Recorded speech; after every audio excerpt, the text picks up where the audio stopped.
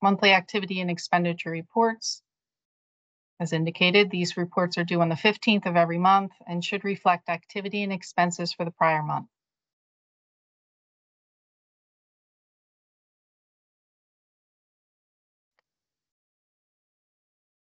Okay, so in IGX, you're going to log in. This is your login screen. You can get there by visiting the IGX website at the nj.gov intelligrants.com. To locate your application and start reports, if your contract has been signed and approved, you're going to follow the next steps to access your grant application. If your contract has not been signed and approved, you're going to skip to the next slide for the steps for accessing your grant application. What I can say right now is everyone has received an NOA, a notice of award, so you can begin with your grant activities. However, they have not gone through the final contract sign-off.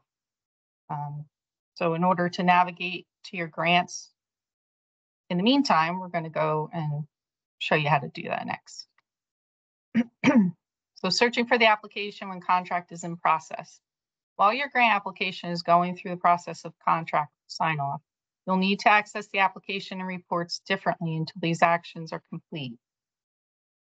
By clicking the Searches button on the blue banner and click My Documents, you're going to go on the document search page. Under Type, select Women and Minority Veterans in Construction FY24 and click Search. A document section will appear with the search results. Select the Build WMV hyperlink.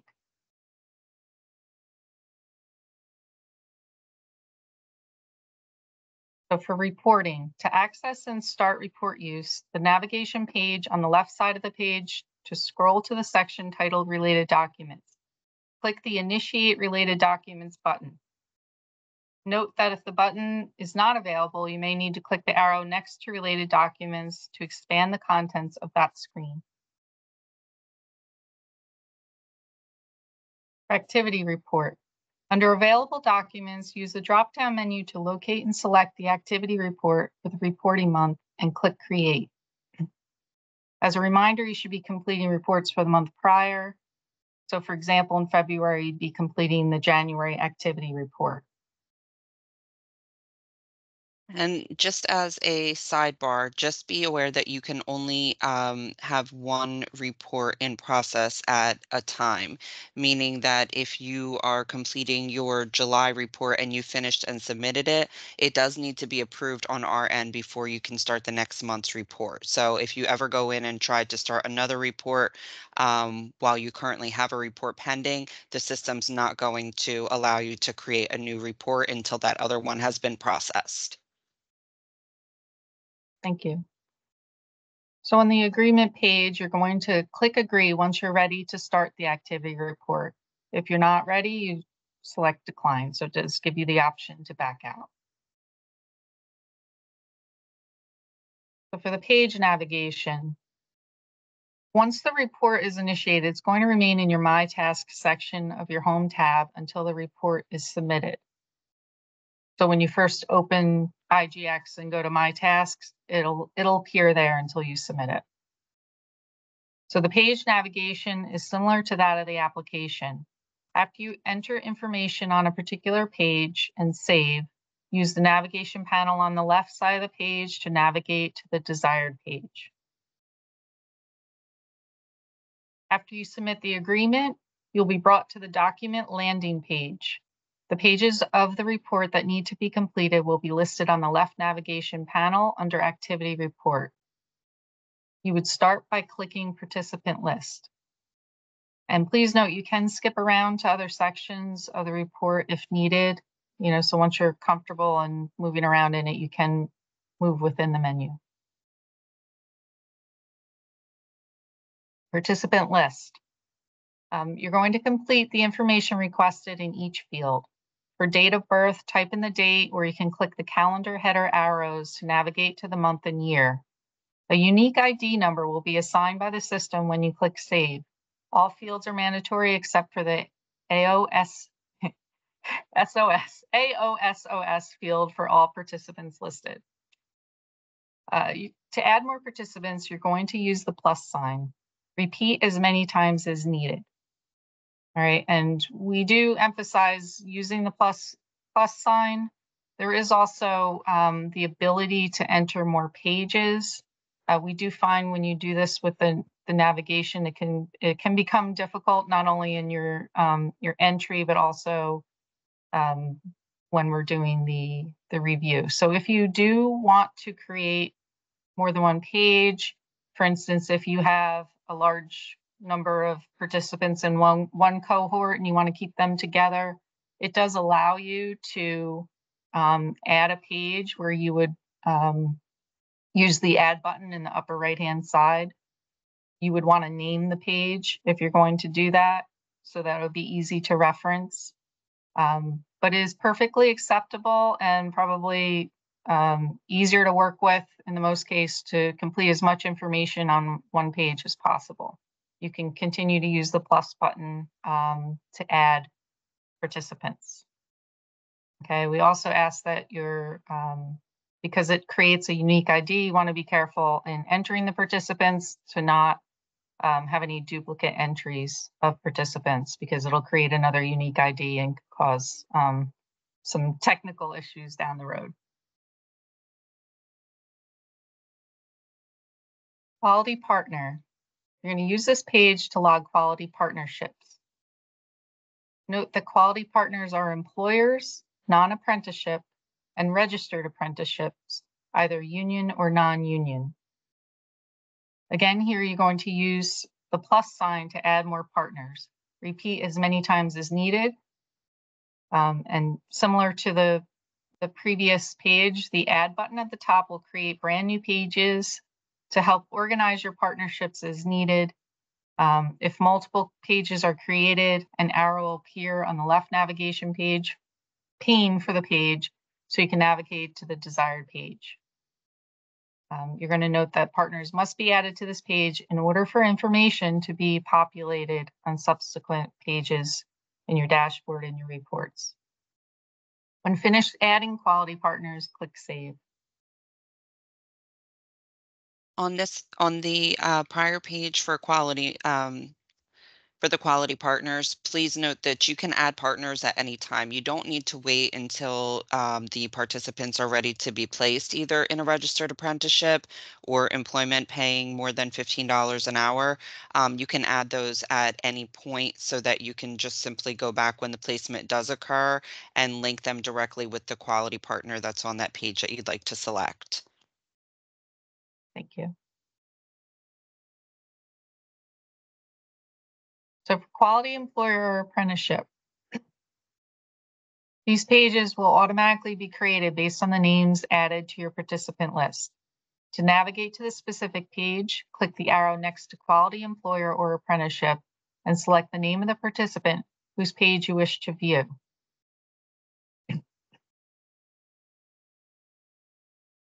You're going to review each page and enter any applicable information for the month. Initially, you might only be adding the program enrollment date and participant progress. Once a participant finishes the program and receives a placement outcome, the remainder of the page should be completed to capture that information. And please note, information populates based on the data supplied on the previous two pages, which is the participant list and quality partner. If you need to add more information, please visit the affiliated page to update.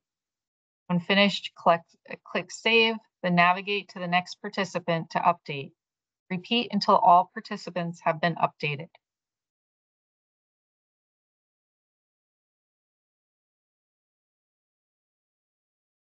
And actually, I do have one more comment on that. For the quality outcomes, you're going to, if you have a participant who starts,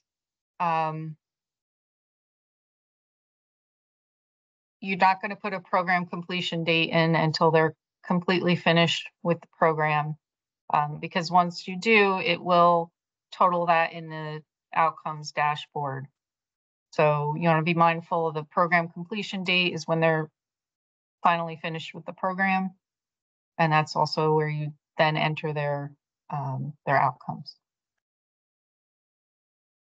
For stipend recipients, for any participant who's received a stipend for the month, add that information to this page. Again, to add more participants, you can use the plus sign to populate a new row. Repeat as many times as needed. And please note the participant names drop-down pulls from the participant list. If you're missing a name from the drop-down menu, revisit the participant list and add that person. Data entered in previous months will populate the stipend recipient page, and any previously provided stipend information will show up in the cumulative cost. You will only need to list the participant once on this page. When finished adding stipend recipients, you're going to click Save. And also to note here, whatever you enter for the month for the activity in terms of stipends, you want that to coincide with what you're billing for the month. So the totals of your stipends that you're reporting in your activity should be the total that you're billing for in the expenditure for that month. Also, for stipends, please make sure that you are paying no more than $250 per week, which means that the maximum monthly for a 5-week month that you would be able to bill would be $1,250. Also, for any participants, as you may not always be paying on a monthly basis if you're paying based on attaining benchmarks. So if there's a month where you do pay stipends to some individuals, and in the next month, maybe some of those individuals don't receive a stipend, just make sure that on each row for any individual not receiving a stipend that you're indicating a 0 in that stipend cost for the month. Otherwise, it will pop up with an error message.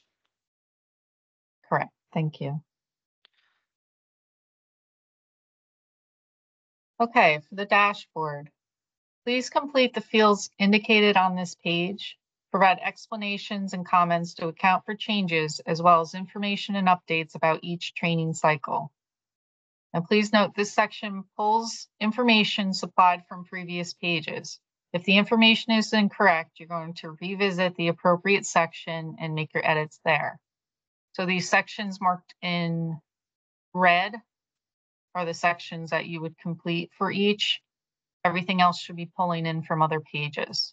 So if you notice that, that there should be 3 in cycle 1 instead of 2, you want to go back to the appropriate page and find that data to make the correction. You won't be able to correct it here.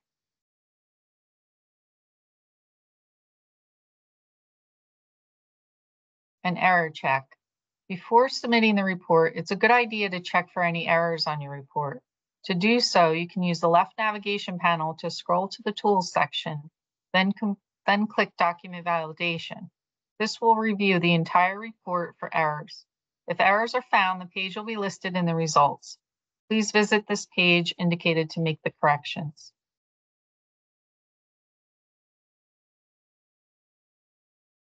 Report submission. After you add and save all the information to the activity report for the month, the last step will be to submit the report. To do so, use the left navigation panel, scroll to the section titled Status Options, and click the Activity Report Submitted option. This will prompt an agreement page. Click OK to send the report. Clicking Cancel will bring you back to the report for editing. And also feel free to enter any notes about the status change if desired. It does give you that option there.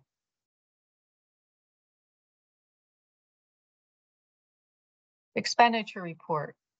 Once the activity report is completed, you must also complete an expenditure report for that same month, even if your expenses are 0 for the month. You can start the expenditure report from within your application, following the steps as you did for the activity report slides 4 through 6.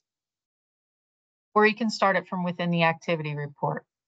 Either way, you would use the left navigation panel to find the section titled Related Documents and click Initiate Related Doc.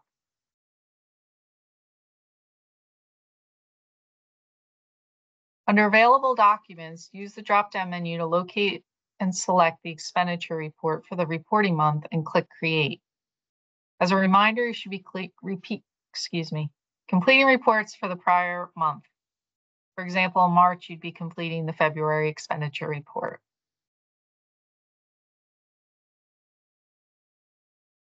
For the agreement page, you're going to click agree once you're ready to start the expenditure report. This again gives you the opportunity to decline if you realize that you're not ready to submit. After you submit the agreement, you'll be brought to the document landing page. The pages of the report that need to be completed will be listed on the left navigation panel under expenditures. Start by clicking NJ Build Expenditure Report. And note, once you're comfortable, you can skip around to other sections of the report if needed. The steps outlined in slide 9 can also be followed to re-access the expenditure report if you exit prior to the completion and submittal and status change. So for the expenditure report page, enter any expenses for the listed line items. Only the current expenses column can be entered. If you have no expenses to submit, save the page with 0 entered for the current expenses column. When finished, click Save at the top of the page. For the miscellaneous attachments page, if you have any supporting documentation you'd like to include with your report, please supply those attachments here. Note this page is not mandatory. If you have multiple attachments, you can use the plus sign. Repeat as many times as needed. The Add button at the top will create brand new pages when needed. If multiple pages are created, an arrow will appear on the left navigation page for the page so you can navigate to the desired area. Click Save when finished.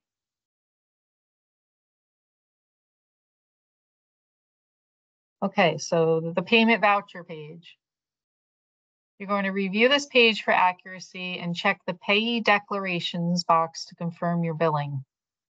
You do want to make sure that you check this box or it won't go through. When finished, click Save. After saving this page, you can also run an error check before submitting to make sure all items are complete. The process is the same as the activity report. Locate the Tools section, click Document Validation. If errors appear, visit the page indicated to make the correction.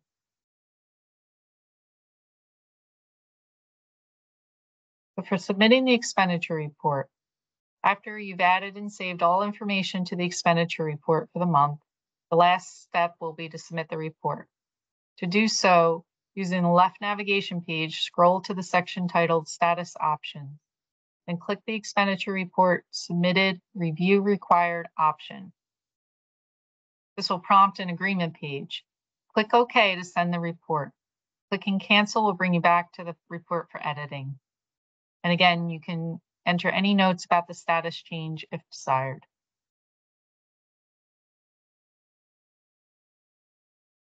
So once both reports are submitted, you're all finished, and we hope this guide will be helpful as you complete your expenditure and activity reports.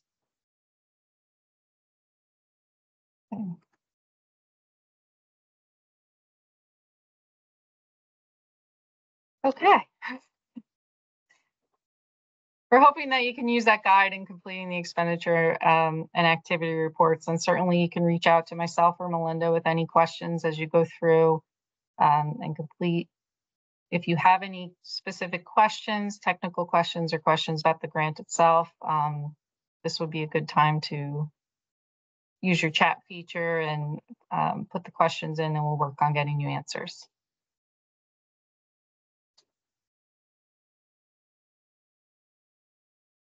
So if we have a question, put it in the chat. That would be preferred, unless you just want to, do the raise your hand and then we can go around. It's Okay. a small group. I think that is fine.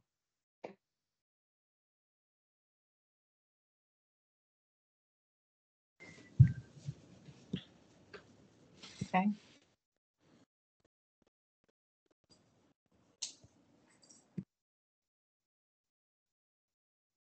So Dan, your hand is up.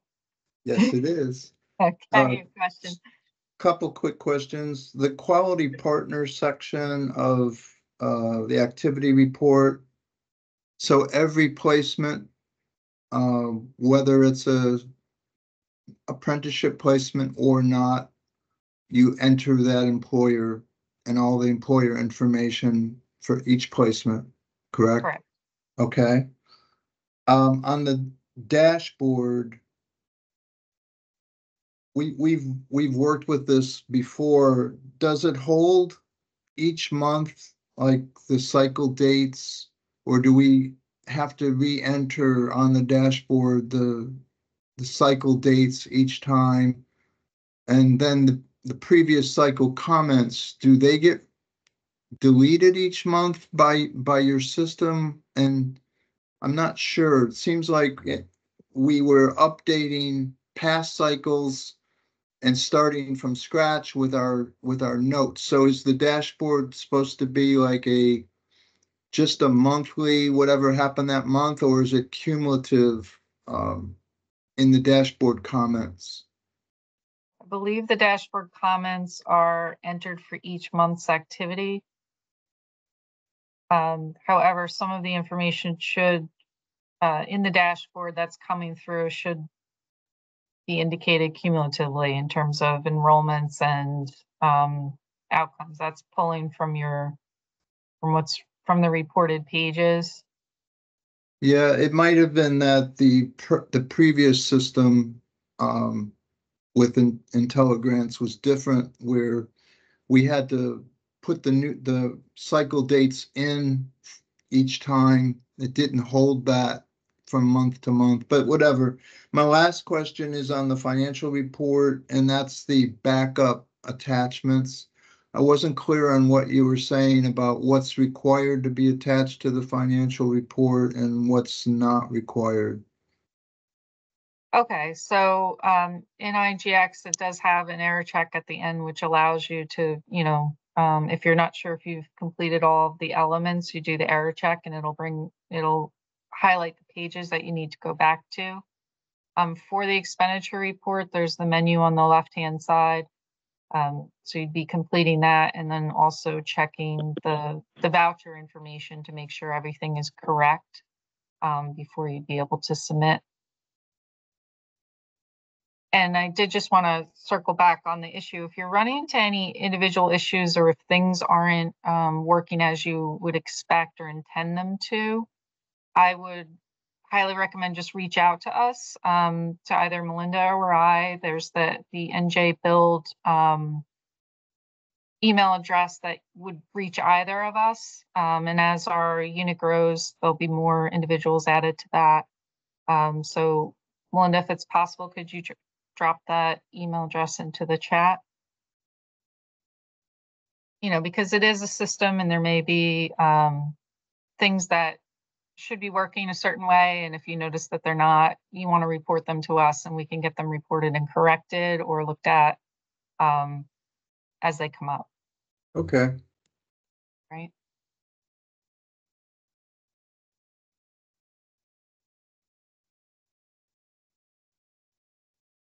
Are there any other questions?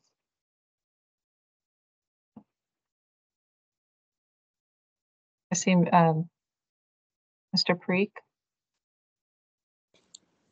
Yes, hi. Just the Yes. questions related to eligibility. When we are qualifying the client, do we get eligibility from you guys or how does that work? And the clarification on everybody has to be veteran or a woman, minority, and or veteran, because Dan and I was debating in terms of how to qualify clients.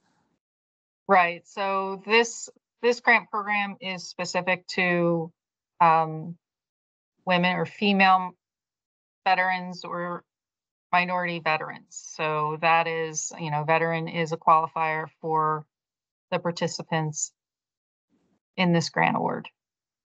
Because we also have a women, minorities, and construction grant program as well, but this is specifically for the veteran population. Got it. Yep, that's what I was confirming. Thank you. Okay. And then your other question about qualifying. What is the service proof or anything that we need to send before we enroll clients? So you're just entering their information on the participant page. Let's see if I can go back to that page to show you. Second.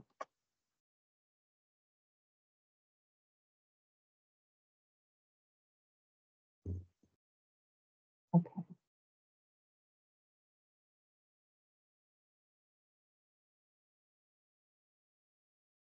Okay, so for the information you would include on the participant list, it includes their first name, last name, their street address, city, state, zip, and county.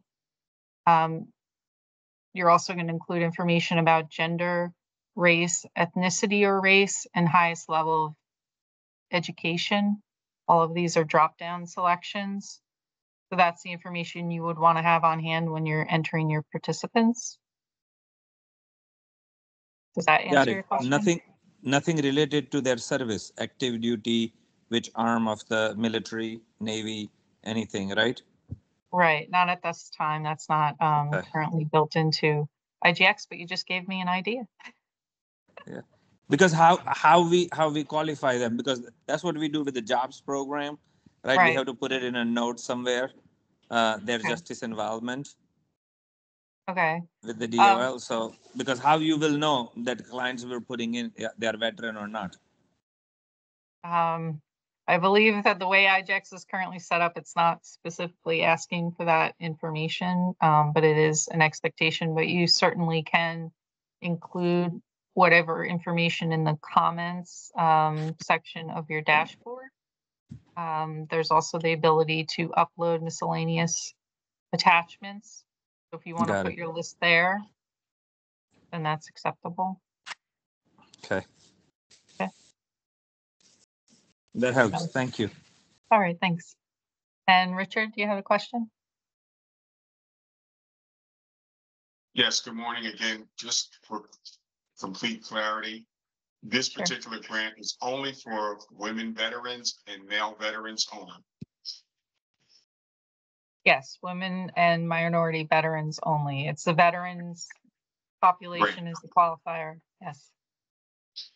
Thank you.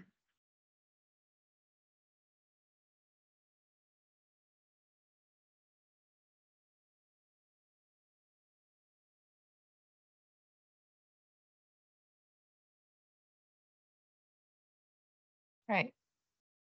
Do you have any other questions? Richard, your hand's still up, so I'm not sure if you had another.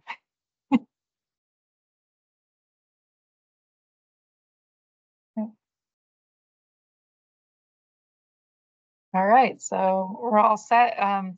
As I said, there may be, the NOAs were approved, and the next step is that they have to go through the final contract sign-off process. So if there's anyone who whose AO has signed the contract but not put it into that final status, which I believe is moving it to contract negotiations, you'll want to do so.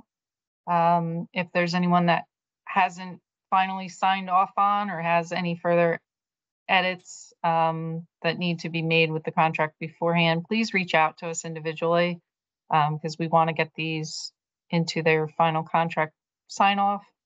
But again, your contract term began June 15th. So the first reporting period would capture from June 15th forward. And the contract term goes through 12/31/2025. Just a heads up, if Mital and I both are in Greece, if we can't access, the earliest we're going to be able to do the signing thing was 12th of July. That's the day we return. Okay, you're talking about signing the contract or? Signing the contract. Service, we already, our staff is there. We started promoting the program and start hosting, scheduling to hosting an open house, but the signing of the contract. Okay, maybe we can talk about that after this call if you want to, you know, reach out, or Melinda can set up a call and we can discuss. Sure. Okay. Yeah, and Dan can do it behalf of us, so we will reach out. Yes. If he can get authorization, then he can finish. Okay, I do know that the system does require that the authorized official is the one that has to sign it, because that pulls your signature in. So whoever set up as the AO is the one that does have to sign the contract. Understood. Okay. One quick question, Jessica, on Sure. the IGX, on the dashboard, I have complete, I've signed and I submitted it. It will show now on the dashboard. It's in, final signing stages. I'll be able to see that. You're saying if the contract is in the final signing stages, it'll be moved to a status. Okay, Okay, so myself or Melinda will be the ones that would be able to move that to the next status, but we do it as a group once everyone has signed off on the contract. okay. We will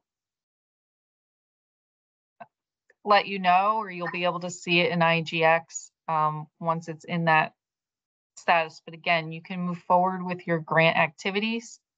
You can even, if it's not signed off on by the time the first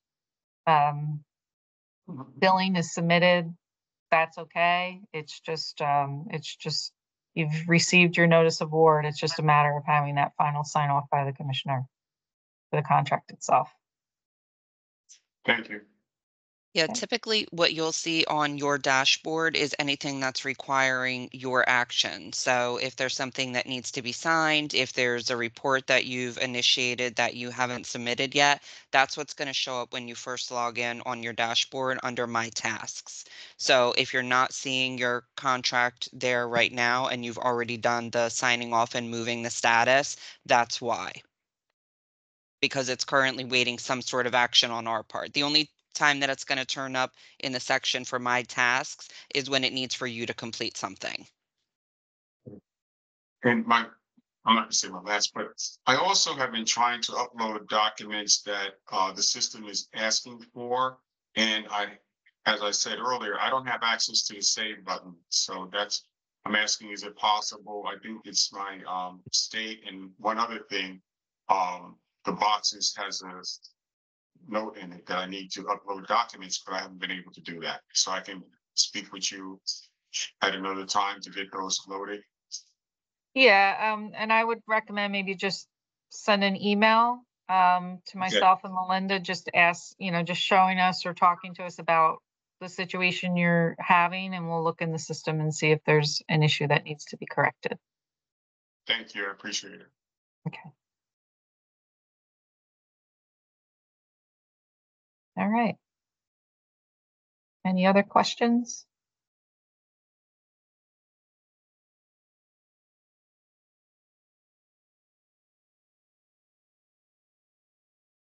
All right, well, I thank everyone for your time today. And certainly, as if you run into questions or concerns as you're completing your reports, please feel free to reach out. All right. Okay. Thank you very much. Appreciate your time Thank you. today. Bye now. Bye. Thank you. Thank you. Have a great day. Too.